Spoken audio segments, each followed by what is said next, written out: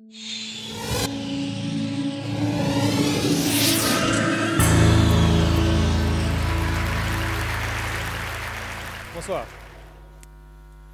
Si vous regardez à l'histoire du progrès humain de l'innovation, très rarement elle est le fait du génie isolé du Mozart. Bien sûr, elle est jalonnée de Mozart et de Léonard de Vinci.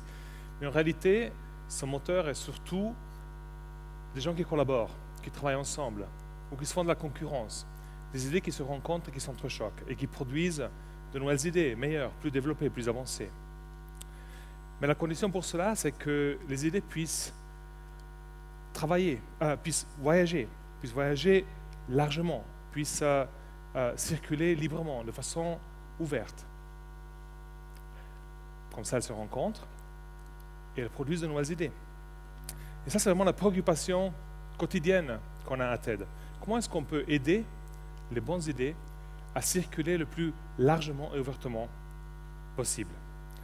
Alors, vous savez certainement qu'on le fait à travers des conférences, de conférences annuelles, plus toute une série d'autres événements, et on le fait à travers, en tout cas, au moins un site web, TED.com, mais on utilise toute une série d'autres canaux et de formats pour faire ça, pour essayer d'aider les idées à circuler. On a une fellowship, on a un prix, toute une série d'autres activités sur le web, des collaborations avec des chaînes de télévision de par le monde, et bien sûr TEDx, dont vous faites partie aujourd'hui, et j'en parlerai dans un instant. Et tout ça converge dans l'intention de créer une plateforme globale et neutre pour la circulation des idées, pour propager des bonnes idées. Ça, c'est vraiment ce que TED est. Une organisation à but non lucratif qui vise à créer une plateforme de ce type et à la développer. Alors, nous sommes en train de faire ça depuis quelques années et nous avons appris deux ou trois choses. On a pris quelques principes et on a pris quelques mécanismes de base pour aider les idées à circuler plus largement. Et j'aimerais en partager trois avec vous en utilisant ce que nous faisons un peu comme étude de cas, quelque part. Et la première est vraiment simple.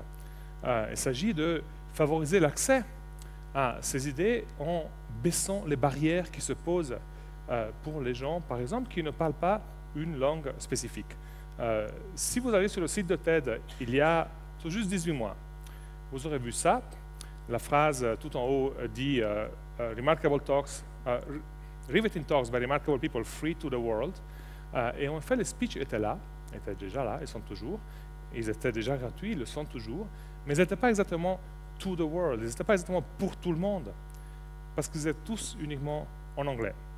Si vous retournez sur la même page aujourd'hui, il y a une entrée supplémentaire dans le menu, vous cliquez dessus, vous arrivez sur une liste de 75 langues. Ce qui signifie que pour chacune de ces langues-là, il y a au moins une vidéo sous-titrée. Pour la plupart, il y en a des douzaines, pour beaucoup, il y en a des centaines. En français, il y en a plus de 500. Le basque commence à faire les premiers pas, 6 vidéos sous-titrées en basque. Ce qui signifie que si vous ne parlez pas assez bien l'anglais pour écoutez James Cameron raconter comment il est devenu celui qui a réalisé Titanic et Avatar, eh bien, vous pouvez maintenant l'écouter en anglais, mais le lire en sous-titres en français, ou si vous n'avez pas le temps d'écouter les 18 minutes du speech, lire la transcription en français et en une trentaine d'autres langues dans ce cas spécifique. Ce programme, on l'a commencé il y a 15 mois, et ce n'est pas nous qui le faisons, c'est la communauté de TED. On a 800 vidéos sur le site, on en publie une nouvelle chaque jour, 75 langues. Vous imaginez l'ampleur du projet si on veut faire ça de façon centralisée. Alors ce qu'on a fait, c'est qu'on a demandé aux membres de la communauté de TED, est-ce que vous êtes intéressés à amener ce contenu, ces vidéos, ces idées dans votre communauté linguistique? Et on a reçu une réponse au-delà de toute attente. On a actuellement 5000 traducteurs volontaires qui sous-titrent avec les outils qu'on leur met à disposition et à travers les mécanismes de contrôle de qualité de sous-titrage qu'on a mis en place, qui sous-titrent les vidéos de TED. Des gens comme Pascal et Shadia ici qui ont traduit et sous-titré ce speech en particulier. Et beaucoup d'autres en France et ailleurs. Donc là, nous, on joue vraiment que le rôle d'organisateur, de facilitateur, en mettant à disposition des outils et une série de règles pour garantir la bonne qualité des traductions. Mais ça, c'est un mécanisme pour aider les idées à circuler. Enlever ce genre de barrière. La barrière linguistique, on a une, il y en a bien sûr d'autres. Le fait que vous puissiez lire la transcription, facilite une autre barrière, le passage d'une autre barrière qui est, je n'ai pas le temps d'écouter 18 minutes, mais j'ai le temps de scanner un texte et de trouver les 2 paragraphes qui m'intéressent. Donc, mécanisme numéro 1. Mécanisme numéro 2, nous allons à une conférence comme celle-ci, ou comme TED ou TED Global, 4 jours, 60 speakers, et puis on repart, plein d'idées, on a écouté de magnifiques histoires, des visions d'avenir et bien d'autres. Et puis on se dit, ben, qu'est-ce qui se passe maintenant avec ces idées? Alors certaines idées ont des jambes et puis elles courent toutes seules, ou alors il y a des gens dans la salle qui les prennent. D'autres peut-être meurent sur scène, on ne sait jamais. Mais pour certaines idées, on essaye nous-mêmes de créer des espaces structurés pour que les gens qui sont intéressés puissent aider ces idées à se réaliser. C'est ce qu'on appelle le TED Prize, le prix TED, qu'on donne chaque année à des personnages remarquables, basés en partie sur leur passé et sur leur succès passé, mais surtout sur leur potentiel et vision d'avenir. Et le prix a 2 composantes. Le gagnant reçoit une somme d'argent, 100 000 $, mais ça, ce n'est pas vraiment le prix. Le prix, c'est la 2e composante, une invitation à venir à TED, à faire un speech de 18 minutes et à mettre sur la table une vision, une initiative, un projet, une idée, ce qu'on appelle un TED Wish, un souhait, et demander à la communauté, à ceux qui sont dans la salle, à ceux qui regardent en vidéo, de l'aider à réaliser, à rendre possible cette idée. Alors, et puisque dans la salle de la conférence et dans la communauté, il y a des gens comme vous, des gens curieux, prêts à s'engager, qui ont des contacts, qui ont des ressources, qui connaissent la technologie, qui peuvent ouvrir des portes, qui peuvent mettre de l'argent, et bien, de la communauté vient un soutien pour ces idées, les gens qui en sont inspirés, et elles se réalisent. Juste pour vous donner un exemple, on fait ça depuis 2005. Pour donner un exemple, en 2008, le gagnant a été Neil Turok. C'est un physicien anglais. Il est venu à TED. Il a raconté l'histoire d'une école au Cap, en Afrique du Sud. Magnifique histoire d'une école qui s'appelle Ames, qui prend des jeunes Africains doués en mathématiques et sciences et les amène au niveau où ils peuvent s'inscrire dans les meilleures universités. Et puis il nous a dit, ben, mon souhait, my TED Wish, c'est que vous m'aidiez à dupliquer ce modèle dans une douzaine d'autres pays africains. Et des voix se sont levées dans la salle et les gens sont allés le voir. Et ici aussi, comme pour les traductions, nous ne jouons que le facilitateur. Nous créons un espace structuré pour que les gens qui ont été passionnés par la vision de Neil puissent l'aider en contribuant des petites choses comme je vais développer une application iPhone si vous avez besoin, ou des grandes choses comme moi, en entreprise, a des bureaux dans tous les pays que vous avez cités, donc considérez-les comme vos bureaux. Et nous organisons ces ressources de la communauté derrière une idée pour la réaliser. Et 2 de ces écoles sont déjà ouvertes et les autres sont en train d'être préparées.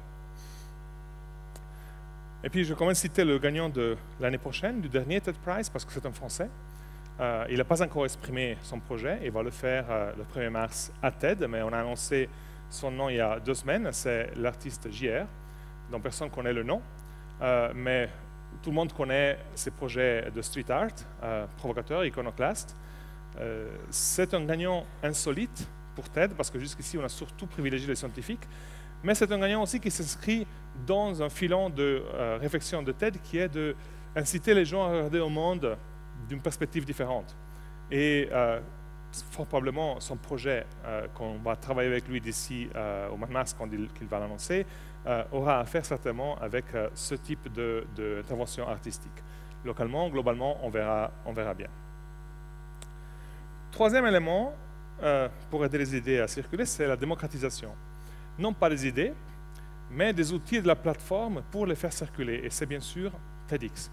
Vous êtes ici aujourd'hui dans la 998e, je crois, conférence TEDx. Lundi, TEDx Berlin, ce sera la 1000e. TEDx, c'est un projet qu'on a commencé tout juste il y a 18 mois. Je dis bien 1000 conférences, 18 mois. C'est un projet qui permet à quiconque partage la vision de TED, ce que j'ai dit tout au début, que les idées puissent circuler ouvertement, librement, largement, d'organiser sa propre conférence sous la marque TEDx. Ils doivent demander une licence. La licence est gratuite. Une fois qu'ils reçoivent la licence, ils reçoivent toute une série d'outils. Ils reçoivent un toolkit, donc des informations sur comment est-ce qu'on organise une conférence comme celle-ci, comment est-ce qu'on choisit les speakers, comment est-ce qu'on les prépare, etc. Ils reçoivent bien sûr l'utilisation de la marque, ils reçoivent un certain type de contenu, les vidéos que vous avez vues aujourd'hui et d'autres choses, et un peu de soutien. Et après, c'est à eux d'organiser leur conférence. Alors, on est parti, justement, il y a 18 mois. Quand on est parti, on s'est dit, ça va être génial, on va avoir 30 conférences par année. Donc, on va passer de 2 à 30, ça va être super. Eh bien, comme je viens de dire, on en a eu 1000. Là, en fait, les chiffres que je vais vous montrer sont d'il y a 2 mois. Mais on a eu des conférences partout. À Tokyo, à Moscou, à Doha, au milieu de l'Amazonie. Il y a le X, là c'est Dubaï. À la NASA, dans la salle du Parlement européen. Dans 80 et quelques pays. En 35 langues. Donc, c'est des conférences grandes, 1500 personnes, ou petites, 50 personnes. C'est des conférences organisées professionnellement. Ou bien juste un groupe d'amis qui se réunit en amateur et qui décide de faire un après-midi en discutant d'idées. C'est des conférences qui se déroulent dans des endroits officiels ou à l'extérieur, dans un parc près de la Grande Muraille de Chine, en anglais ou en langue locale ou dans un mélange des deux. Et ça n'a aucune importance, parce que ce qui compte, c'est que tous ces gens-là partagent exactement la même passion pour l'échange ouvert et libre d'idées. Donc, partage la vision de ce que nous essayons de faire. Là, justement, ces chiffres que j'ai mis là dans les slides sont légèrement dépassés, sont les chiffres d'il y a 2 mois, mais on est à la 1000e conférence en 18 mois. Je pense que c'est spectaculaire. Une conférence comme celle-ci. D'ailleurs, je pense que le team ici mérite un applaudissement, parce qu'ils ont fait un très bon boulot.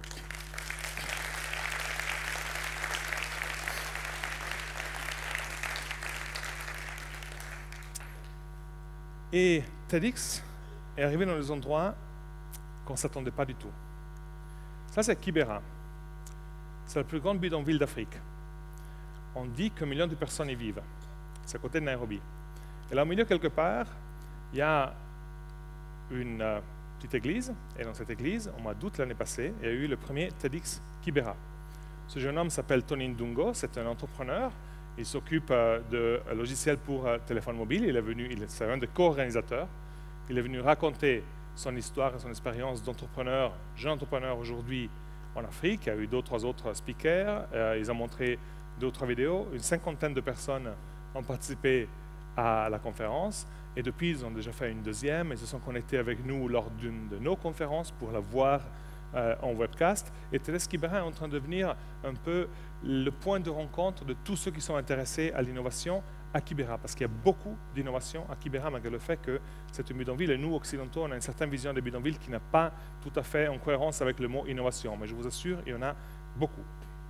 Ou alors, celle-ci, c'est la ville de Fatehpur, en Inde, au Rajasthan, ville de 50 ou 60 000 personnes. Vous voyez, elle ressemble à toutes les autres villes indiennes, sauf qu'à Fatehpur vit la famille de Mazarat Daoud, qui est une jeune femme musulmane, 30 ans, non mariée. Elle était à TEDx Dubaï en décembre passé. Elle était enthousiaste par ce qu'elle a vu. Je l'ai rencontrée pendant la pause. Elle m'a dit, Bruno, il faut absolument que j'amène ça à Fatehpur. On a besoin de ça au Rajasthan. Elle a reçu une licence. Elle est rentrée au Rajasthan. Elle a commencé à inviter des speakers. Elle a créé son programme. Et puis, elle est allée voir le conseil de l'école de la ville pour leur demander de faire la conférence dans leurs locaux. Et ils lui ont dit non. Ils lui ont dit non parce que les membres du conseil étaient tous des hommes et ils avaient peur que d'avoir une jeune femme musulmane non mariée sur scène en train de présenter des speakers hommes devant une audience mixte pouvait donner une mauvaise image de l'école.